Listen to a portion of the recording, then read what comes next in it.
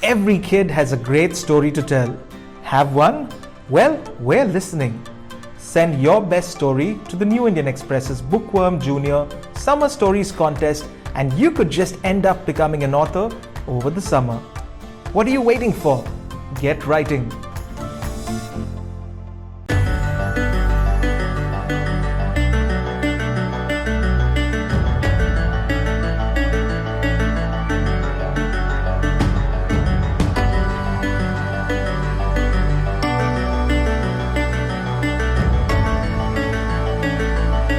Hindustan Institute of Technology and Science. Take your first step toward a future in excellence.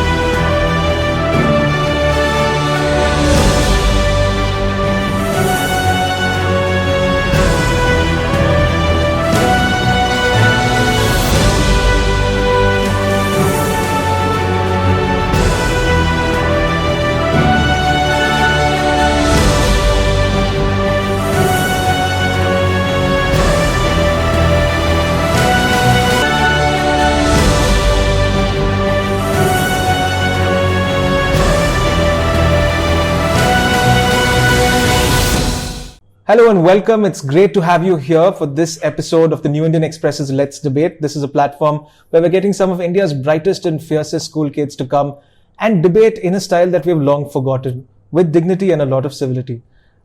Today we have a full house and we're very happy to have some of the best and brightest kids, and we've had a great geographical spread and we're very excited to hear what they have to say. The topic of today's debate is, of course, India's youth are disconnected from our history, culture and politics because it isn't made attractive enough.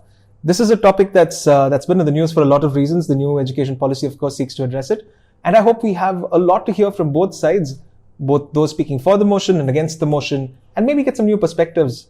I'm very happy to also have with us as judges. We have Manasi Chowdhury today with us. Manasi, of course, is the founder and CEO of Pink Legal, which is India's first and only and biggest website for women's rights, women's issues, women's legal issues. She's a huge women's rights campaigner, and we're super excited to have us with us to judge this debate for us. Thank you, Mansi, for joining us. Thank you, Daniel. It's my pleasure to be here. I look forward to today. And from within the New Indian Express group, I'm super excited to call upon my friend and my colleague Sudhir Srinivasan. He's our entertainment editor. He's the interviewer of the stars. He's 100% entertainment, 0% gossip. He's worked for the Times of India, he's worked for the Hindu. He's one of our most celebrated entertainment journalists. He's also working on a book. I don't know what the status of that book is, but I must ask him about this later. Thank you so much for being with us, Sudhir. Thank you so much, Daniel, for having me. All right. I really look forward to seeing what so many people here have to say about this topic. All right. That sounds like a good way to start. So, you guys know what your topic is. You know which side of the motion you're on. Let's get started. Ladies and gentlemen, to begin proceedings, let me now invite Shiva Ravishankar to speak for the motion. So, modern India has a rich history, as we know, because modern India, as we speak, it is from the time the British came to India. So, it is dominated by mostly one man, and that is the Mahatma. Gandhiji was preached, believed, and followed the ideals of truth and nonviolence. And while many people claim to be Gandhians, they do not follow his ideals. By wearing khadi, one does not become a Gandhian. And a common example are the numerous politicians who claim to be Gandhians but end up getting caught in some scandal or the other. Today, the term honest politician is considered an oxymoron. This is also because media focuses so much on the scandals and scams involving our corrupt lawmakers that they often never portray or show the few honest politicians out there. This is one major way where how the youth is disconnected from both politics and history of our nation. Then another one, culture. The term superstition is very widely used in India today. That is because there is no one to justify these statements and give us a reason as to why we follow them. Let's take an example. There's a very common belief and misconception that if a black cat crosses your path, it is considered bad luck.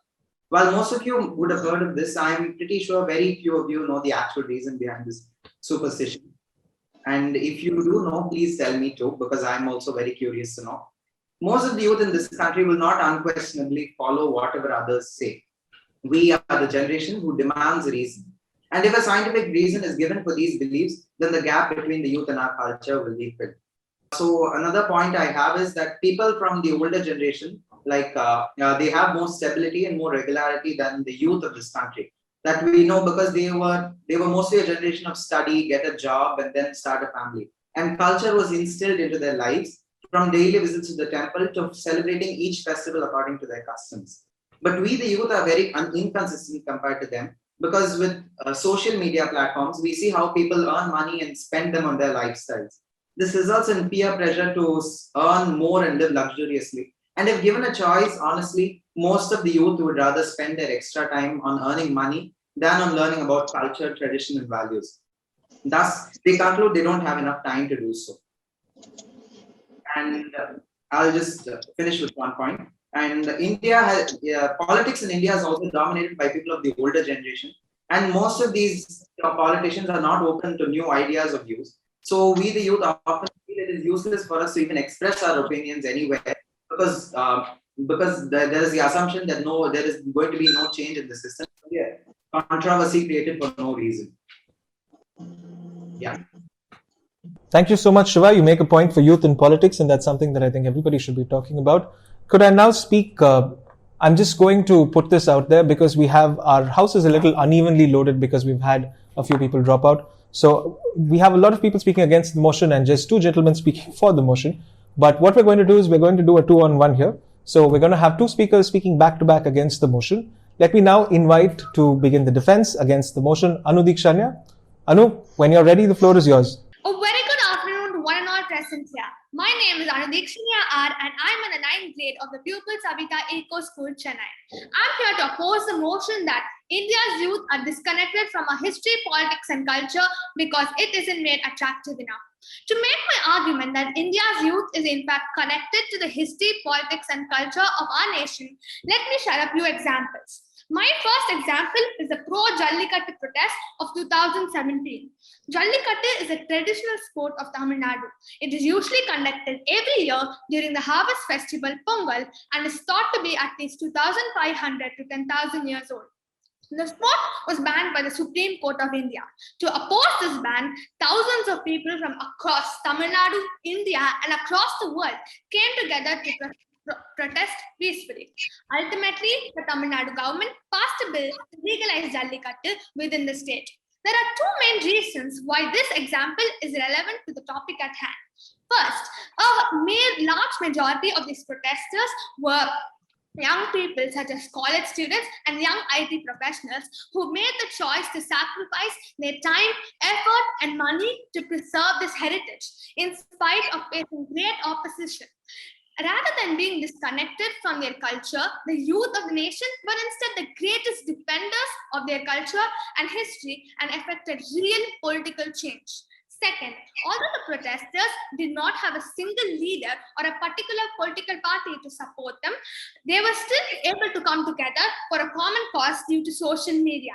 It was through platforms like Facebook that protesters could learn about the cause, spread the message to others, and organize themselves. Protesters were galvanized by songs like Takuru Takuru by the duo Hip Hop Tamila that use elements of the hip hop genre to defend the traditional Tamil sport. Rather than social media leading to the erasure of Indian culture, it has become a medium through which Indian culture could be preserved and celebrated. The 2017 Pro-Jallikattu Protest are not only the examples in recent history where young people played a significant role calling for political change. The youth of India and the clever use of social media also played a huge part in organizing and popularizing the 2011 anti-corruption movement led by Anna Hazare and the Nirbhaya movement, which drew worldwide attention to the prevalence of violence against women in India. The next example is the song Enjoy Enjame by Dee and Arival. The song became a global sensation and has over 100 million views on YouTube. While this tune is certainly catchy, the real genius of the song, the lyricist Arival, was inspired by the story of his grandmother, Valli Amma, who was a landless laborer. song talks about the plight of landless laborers who invest their blood, sweat, and tears into the land, but they cannot enjoy the fruits of their labor. It calls for a world in which all human beings live in harmony rather than being divided by caste, race, religion, and socio-economic status. It also references the writings of the civil rights activist Dr. B.R. Ambedkar. The creation and popularity of songs such as Enjoy Enjame and the participation of young people in political movements shows that not only are the youth deeply invested in their culture and creation of a better India, we also are capable of finding new and innovative ways to make Indian politics, history, culture, and attractive and relevant to the present time. Thank you for listening to me, and thanks to Edex and New Indian Express for giving me this opportunity.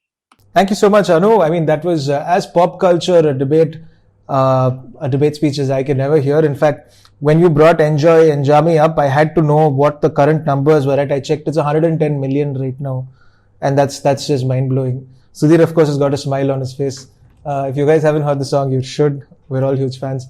May I also now call upon our next speaker to speak against the motion, Badra Suresh. Badra, if you're ready. I was young. I honestly didn't like history at all. But I hated history when I was at elementary school and all. But when I reached middle school, there was this teacher. That's when she introduced me history in such a fun way. That's when I started liking it, So she also showed the importance how past can be ritual to the present and future. My point being that if you want you to be interested in any subject, it must be interesting. The person who teaches, it must be interesting for them. And also nowadays, social media and everything is increasing so much that it's really easy to find something about our culture. Even a lot of people knows about our culture. Like a lot of people, even Americans, everyone knows. But I don't know. And the next thing is that history awareness can't be taught. It's an attitude to respect our past and culture. It is ingrained. And thanks to social media literacy, travel, exposure to mass media, more people are aware of our country, politics, and history. Badra, if there's anything more you'd like to add and your tech sort of works out, we'll cycle back to you. Thank you very much. May I now invite Yamini Lakshmi to give her opening statement, again speaking against the motion. Yamini, if you're good to go, you can start on the beep. Good afternoon to one and all present here. I'm Yamini and I'm from Kenshi School and College. So let's start off without further delay. Let's define the keywords in this statement first. Looking at the first word, let's say attractive. What do you think attractive means? Attractive, as defined by the Oxford Dictionary, means pleasing or appealing to the sentence. To the senses. The next important keyword here is youth. Youth, as defined by the WHO, lies between the age group of 15 to 24 years. So first off, I would like to start with politics. Now, my argument will lay down certain points which would tell you why it is attractive enough and how the youth is not disconnected from politics. So the first ever thing that you can do when you're in politics is serving people. And you might argue that you can serve people even if you're not in politics. But it's quite important to remember that when you're in politics, you can serve people on such a large scale. It is a lifetime opportunity that one would not want to miss.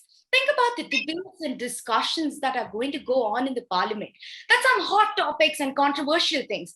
That is what the youth want to engage themselves in. Discussions, debates, want their voices to be heard. And that shows that it is definitely attractive enough. The implementation of good schemes is possible. Just fight against injustice becomes easier, and you can do many, many things. Everybody wants to receive, but the joy of giving is felt by very few. And that joy is something that the youth loves to have. Let's come on to history. Let's talk about why history is attractive. First things first. It pays a good enough salary than many other jobs do. So many of the youth are, of course, we look forward to getting more money and salary ways we select our career, right? So this appeals to the youth. This makes history pretty attractive. Then the second point why it is attractive is you get the freedom. You can travel where you want to. You can do an indoor job, an outdoor job. Depends on the research you're doing. Isn't this what most of the youth want? A little to be liberal, to be free, to fly on your own. And the third thing is you get to meet different kinds of people. You learn new languages. Socializing. That's something that most of the youth love to do these days. Then let's move on to the third topic, culture. Hundreds and thousands of years ago, we used to wear leaves to cover ourselves. But do we wear leaves now? Of course not, right? So this is evolution. Evolution doesn't mean that we're disconnected from our culture. So what my point is here is that just because we are wearing jeans or shirt and pant now, it does not prove anything or it does not say anything that we are disconnected from our culture. Even in festivals today, I do wear my traditional clothes and I've seen 100 and other people who do follow their culture and traditions. Youth are quite attracted to the festivals and the culture of our country. Then let's talk about yet another example could be nuclear families. Before we used to live in joint families, but we do live in nuclear families. That increases your financial stability. It gives you some amount of independence. You're not accountable or responsible to anyone. Isn't this what the youth want? They are attracted to it. But the youth still go back and celebrate festivals with their families. This shows that they are connected and it is attractive enough to make them connected. Summing up all that I said, politics, history, and culture, they do have their pros and cons. But when you tend to look at the pros, you will definitely be able to overlook the cons. So I'm still standing strongly against the statement, India's youth are disconnected from our history, politics, and culture because it isn't made attractive enough. Thank you. Thank you so much, Yamini. You just you kindled the desire in me to go and find out how much history teachers make. Can I now, on that note, invite to speak for the motion? Can I invite Aryan Hota?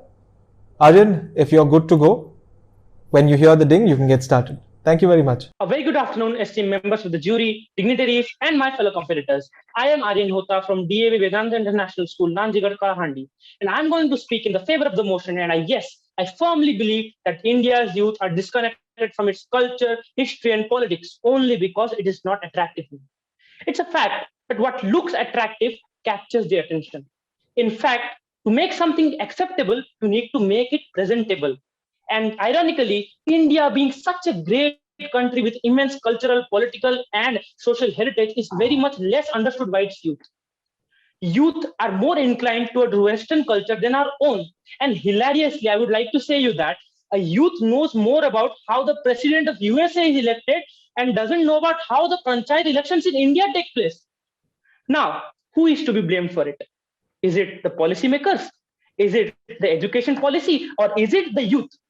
Well, in my opinion, I am sure that if the youth are oriented about the vastness and the greatness of our great land, they will surely be attracted towards it.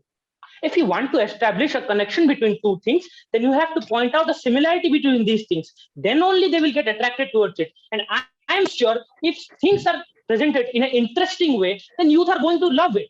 They will pay more attention to it. Well, we all know, including me, I do not like history, and that's the truth. Because what we have been seeing from the childhood, our teacher comes, presents facts, tells us to write the question answers, we give the exam, and we forget about that. So how are things being made attractive? History is just a bookish knowledge. We are not being given something attractive or something interesting. Well, friends, if the youth do not get connected to the culture, politics, and history, then I'm sure it will lead to a disaster, and we all will be responsible for this. Today, the youth are more concerned with the Western culture. A youth knows more about McDonald's, KFC, Domino's than what Indian traditional culture is. Who is responsible for it?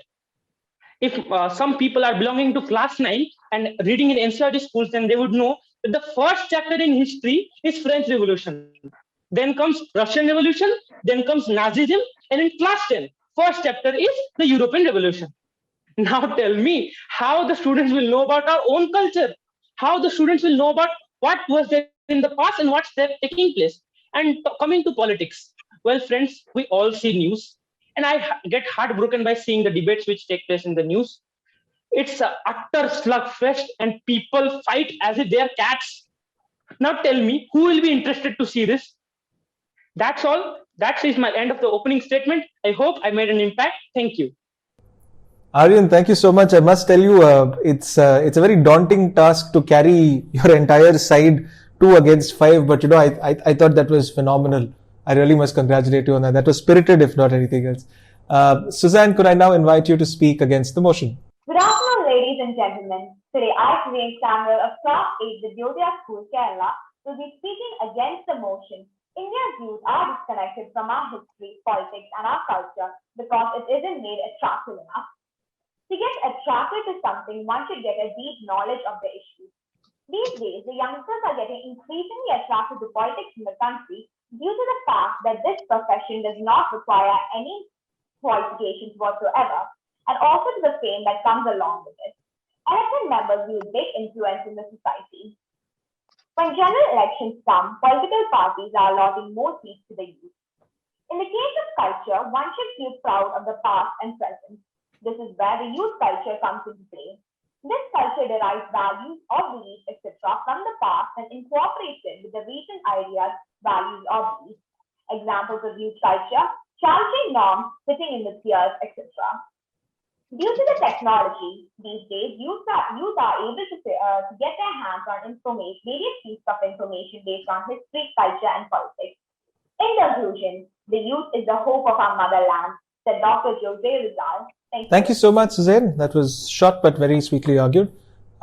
Could I now invite our last speaker, Samath Rishi? Samath is also speaking against the motion. Samath? A very good morning to the respected judges. My name is Samath Rishi and I will be going against the motion which states that the youth of today are disconnected from our history, culture and politics because they do not find it attractive enough or it is not appealing to their minds. Since the very beginning, a child is educated about history, languages, festivals and traditions. The very first language a child learns is the mother tongue, spoken by the mother's mother and so on. Is this not the language of the child's ancestors? Principles and morals are passed down to each generation, lessons of great importance. The child celebrates festivals every year important to their culture. This is only the cultural growth at home. We start our history from 3rd class. From 4th class, right up till 8th class, we learn straight from the modern empire to the time of independence.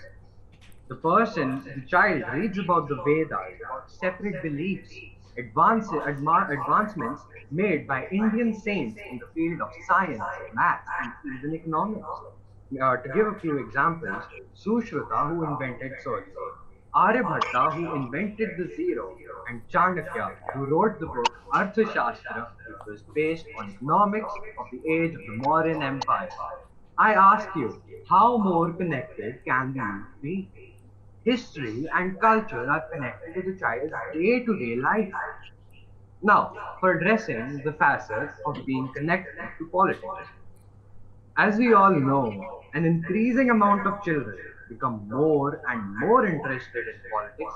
This can be seen as the UPSC exam has now become one of the most competitive exams, where millions of the country's youth dream of becoming IAS officers.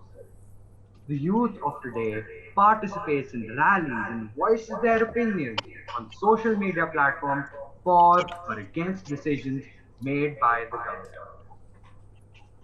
In the end, I would like to thank the New Indian Express for this wonderful opportunity. Thank you. Thank you so much, Samath. That was very, very succinctly put. I should actually congratulate all the speakers who have come to the end of our first round, and I think that was as rapid and as well put as I've ever heard any debate and any sort of opening statement. So congratulations, everybody. What we're going to do is we're going to quickly go on to our second round. Now, as most of you would have seen in our initial video, this is the rebuttal round. Remember, you are under no obligation to make a rebuttal. You can pass if you don't have a rebuttal to make. But do remember, rebuttals do carry points and that can impact your overall score. Plus, we have a special award for the best rebuttal as well. So it might be in your best interest to just go out there and make that rebuttal. All right.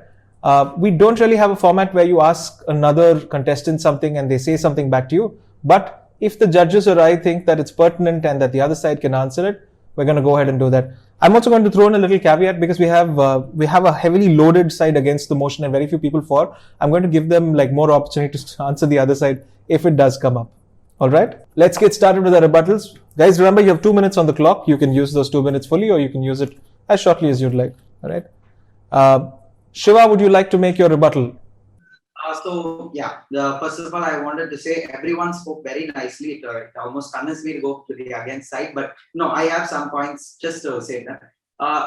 Almost everyone who spoke talked about social media and its impact. So if someone famous or someone like a celebrity or even a semi-celebrity who's not that popular but is can create an impact, if they post something about their political views, about a protest, in favor of the protest, for example, some of their followers might just go in favor of the protest just because the celebrity or the influencer did it. Social media nowadays is a very manipulative platform, and so it is very common that people get manipulated easily because they are celebrities and they are influencers, and honestly, who will not get manipulated by? Another thing is, yes, India as a country, we have a very old culture. Every state has a different language, every state has different customs, festivals, etc. So our country is about 2,000 years old and the culture is also very old, thus making our culture also very old. So if the culture is updated a little bit more, if we adapt the culture to our times, then it will be better so that the young people, the youth of the people from our generation will be able to follow the culture if it is adapted to these times. Thank you. Thank you so much. Thank you, Shiva. Anu, would you like to make a rebuttal? Yeah. A very good afternoon to one and all present here. I'm here to rebut the opposition side. So first, I think the opposition had a fundamental misunderstanding of what it means to be connected or disconnected from Indian culture. Being connected to Indian culture does not mean not knowing anything about the rest of the world, not experiencing the best aspects of the rest of the world, and not advancing with the times. All cultural changes over time with technological advancements and new ideas. We are not the same as we were in the 1800s. And we should not be. This was observed. And then I would also like to, thank you. Thank you, Anu. Yamini, would you like to make a rebuttal? Yes, so I will. So I will start off with our first speaker, who is Shiva Ravishankar, if I'm getting your name right. So first question that I would like to ask you, how does being a Gandhian or not being a Gandhian related to youth being disconnected, connected, or how is it even attractive? Second thing, culture is not equal to superstition, my dear friend. Culture is lifestyle, food, eating habits, dressing habits.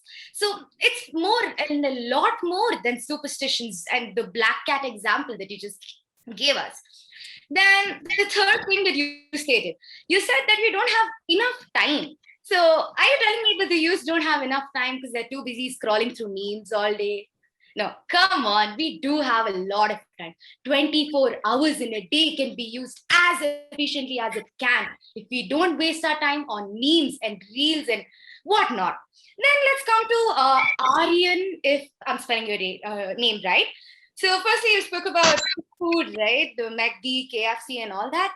Again, I'm re-emphasizing on my point. Evolution does not mean disconnection. Hundreds and thousands of years ago, let's go back to what I said. We were eating raw food. We were killing animals and just eating them just like that. Now many people eat vegetables, fruits and whatnot. So here we're evolving. We're not disconnected from our culture. And you said that in 9th standard, we learn about Nazism and French Revolution. By the way, you skipped 5th, 6th, where we learn about Mughal Empire, about the Mauryans, as my worthy teammate also stated right here. So I think you failed to understand that we do learn about our culture first, and then we go to the international and we learn about French and Nazism, etc., etc. So this about sums up my contradiction. Thank you so much. At the risk of being countermanded for my French, I say touché. Could I now call upon Aryan? Aryan, would you like to make a rebuttal? So yes, to all my competitors, I will take out names. So please don't mind and please don't get offended. Starting off with Yamini, you brutally roasted me. So I would like to say something.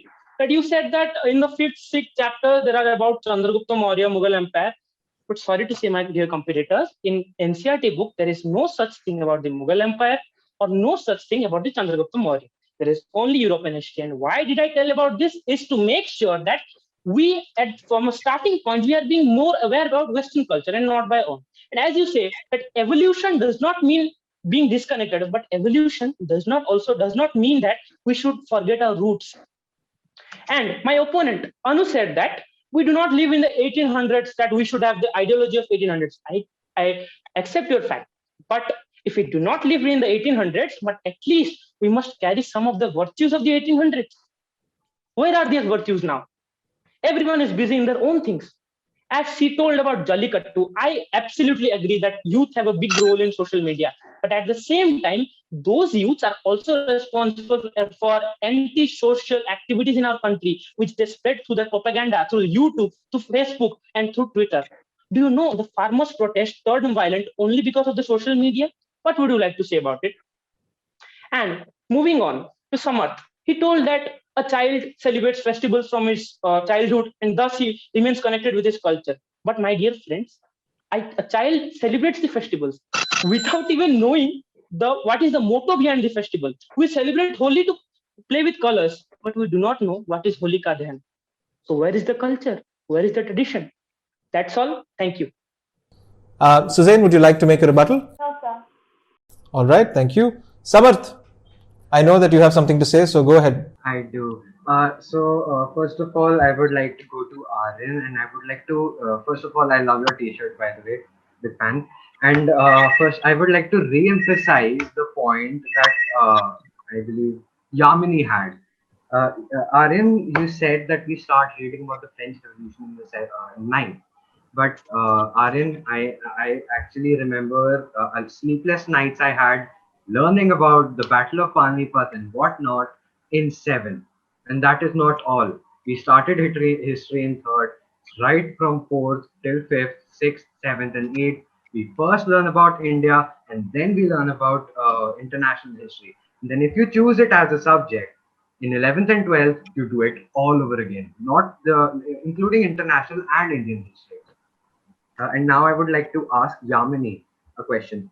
Yamini, you said that the youth of today is attracted by how the salary that one gets. And you said that the salary of a history teacher is pretty good.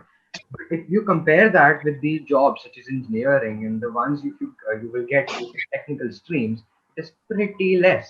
So then how is that more attractive? How would you justify it being more attractive?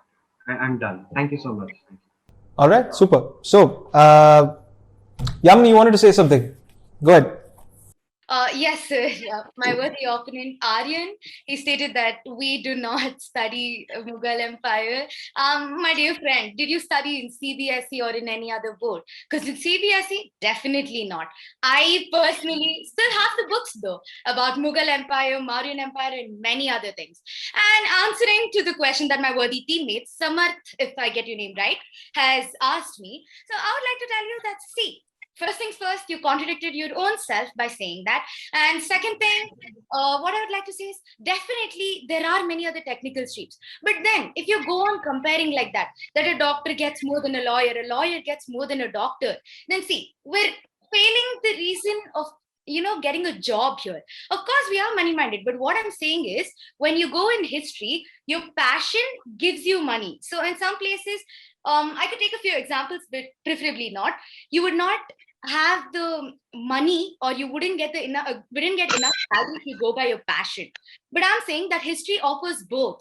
So you can take your passion, you can be free, you can roam around and still earn how much you want to. So that's what was my point here, and that was what made it attractive, is what I meant. Thank you. Thank you. Shiva, did you want to say something a little earlier? So Yamini asked me a few questions. I just want to give my answers to them. So she asked why being a Gandhian influences our history or our culture or our views on politics. So I want to say that politicians who use the name Gandhian, Gandhiji is the father of our nation. So they are insulting the father of our nation by saying they are claiming they're Gandhians and tainting our history in a way, saying they're Gandhians and not following his ideals. If they claim to be Gandhians, they have to follow his ideals, which is wrong. Then the next point she said culture is not equal to superstition. Yes, culture is not equal to superstition. My statement was superstition is a widely used term today. I did not. Culture includes superstition, but culture is not only superstition. Culture has many more aspects, as she said. Thank you so much, Shiva. Would anybody else like to make one final statement? I'm going to allow one speaker to go. Okay, Anu, 30 seconds. Yeah, okay. I would like to say that history, politics, and culture are not static. They change as time goes. As new technologies become available and new ideas start to spread, our culture, history, and politics began to evolve. We change with them. However, this does not mean that the change is a bad thing and young people are disconnected from their past. Rather, it means that young people understand, reimagine, and express culture in innovative and new, attractive ways while still being inspired by historical figures, leading into meaningful political progression and celebrating Indian culture. Thank you. All right, thank you. Samarth, 30 seconds. Thank you so much. So I already responded to Aryan. I would like to finally respond to Yamini. Yamini, you said that I contradicted myself. I would actually say that I contradicted your perspective. My perspective towards us being connected to history was clearly more different, and it still stands strong. And the next thing you said that it also depends upon passion. That would be you contradicting yourself in a way, because you said that salary attracts the people towards it. So yeah, the passion was clearly out of the question. I think I'm done. Thank you so much. Thank you. And within that bundle of contradictions, I'm going to give the absolute last word to Aryan. Aryan, absolute last word, 30 seconds. Yes, sir, absolute last word. And I would like to say to Yamini that, as she told that some people have passion for history and they want to travel the world. Well, my dear friend, not everyone has a passion for his higher income in their life. Some want to live a good lifestyle. So that's all from my side. And I would like to say one point, that memes are not useless. Memes are a bit good when you extract information from it. We get a lot of information about what happens in this world, but global news from the memes. So that's all. Memes are also a hot business opportunity, I'm told, these days. In fact, it's a very lucrative business opportunity. Yeah. Thank you very much, guys. I think you all should give a huge big hand. I'm going to give you guys a huge hand because that was kick-ass. That was really, really good stuff. That was fairy towards the end. I think Sudhir and Manasi will agree with me. Okay, so that brings us to the end of the rebuttals and the debate as it is. Manasi, would you like to say a few words to all our debaters about how they did? Sure. Good evening, everybody. It was my pleasure to be here today and to watch all of you put across your points in such a fine and persuasive manner. So I was really happy to see that the youth of today are so actually involved in debating and in putting across their arguments. I think it was quite a close call to decide among the three categories that we're rewarding today. And in the end, all of you spoke really well. You'll put in your best. So even if you don't make it, always remember that this is just a beginning, and it's one of the journeys that you will take in life. And to give maybe a point or two about, just an advice that I would give on debating or arguing. The most important point I would say is probably structuring your argument.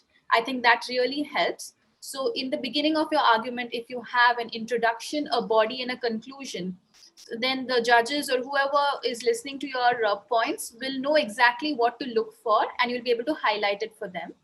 And the second advice I would like to give you is always know your audience and who you are speaking with, and whatever content that you put across, make it relevant to that audience so that they can relate to it and understand what you are putting forward. And I think a lot of you did a very good job at that as well, by bringing in pop culture references, by bringing in references to your current curriculums, etc. So all the very best, and it was a great pleasure being here. Thank you so much, Bansi. Sudhir, would you like to say a few words to our young debaters? First, I want to tell you all that I'm very jealous of a lot of you for how confident and expressive you guys are at your age. I wish I was that when I was, your age.